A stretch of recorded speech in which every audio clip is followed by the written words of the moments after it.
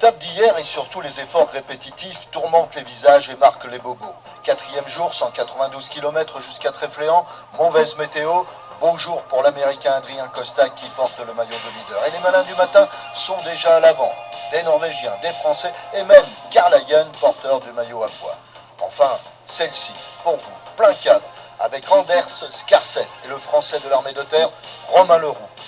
Ils sont rejoints, enfin, pardonnez-moi, dépassés par Rémi Cavagna. Un Rémi Cavagna qui s'étonne et le dit. Alors, on ne la fait pas à 3? Eh ben non, c'est une bordure à 8 qui a bouleversé le peloton. Parce que le Hollandais Meyer et le Norvégien Ole Forfang sont du voyage. Et surtout, dangereux au classement général.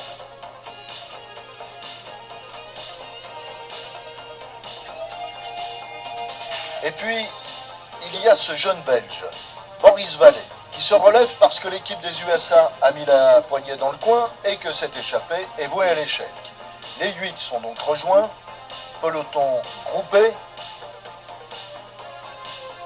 Anders Skarsen en profite pour contrer, il échoue dans le dernier tour après avoir tout de même réussi à prendre 55 secondes au peloton. Donc, sprint final, dernier virage, Sissert est en tête, Vallée prend des risques, vous allez le voir en venant de l'extérieur, pour battre dans l'ordre de l'auto, Milan Menten et Edouard Plancard. Et de 2 pour l'équipe Fortuneo Vital Concept.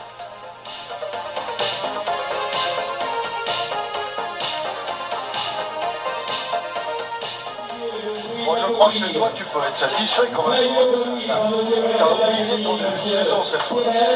Oui, c'est sûr qu'il faut profiter, je me sens bien, donc papa m'a dit qu'aujourd'hui c'était une belle arrivée pour moi, parcours quand même avec des difficultés météorologiques, donc ça a bien borduré, ça fait des cassures.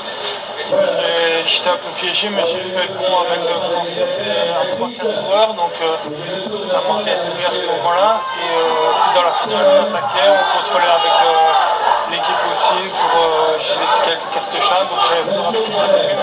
Il y avait beaucoup de coureurs qui en avaient aussi laissé sous la pédale, donc je me sentais bien serein avant le sprint. J'aime bien, à chaque fois que tu nous parles de cartouches, j'ai l'impression qu'à chaque fois tu sais en garder une, tu sais garder la bonne, autrement tu sais garder des forces pour le sprint. Oui, c'est sûr que quand on a plus de cartouches, on en manque chaque, donc il y a un moment donné où j'étais vraiment dans le rouge, donc j'ai rechargé les chargeurs et il faut remettre dans la finale. Une 5e étape passionnante, Vanessa, 192 km de Plessin-les-Grèves à Tréfléan, de la pluie, du vent, une route glissante et des tentatives d'échapper qui s'enchaînent les unes après les autres. Kilomètre 61, ils sont 7 en tête. Parmi eux, Bidot, Corbel, Meyer, c'est Boris Vallée, le vainqueur de la seconde étape à Louis Fer. Les fuyards vont posséder près de 4 minutes d'avance avant que les coéquipiers du leader Adrien Costa ne prennent les choses en main. Regroupement général, nouvelle attaque cette fois de Anders Skarset à 10 km de l'entrée du circuit. Il est à 35 secondes du leader au général, dangereux donc pour Adrien Costa. 25 secondes d'avance seulement sur le peloton, il reste 10 km. Ça va être juste, beaucoup trop juste, fin d'échappée pour Anders Skarset, place au sprinter. Et là, chapeau, Boris Vallée s'impose haut le guidon. 2e victoire pour le coureur de Fortuneo Vital Concept. Bref, que du bonheur. Dans la finale, ça a attaqué. J'ai essayé d'aider aussi mes coéquipiers pour aller dans les contres et ne pas laisser trop partir. Et puis après, ça s'est joué à des petites escarmouches qui étaient bien contrôlées.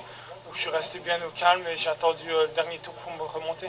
Belle victoire de Boris Vallée. Adrien Costa, lui, reste le leader de ce Tour de Bretagne. Un Tour de Bretagne qui va fêter ses 50 ans. Daniel Lilion est un ancien granitier et il n'a jamais raté une seule édition de son épreuve favorite.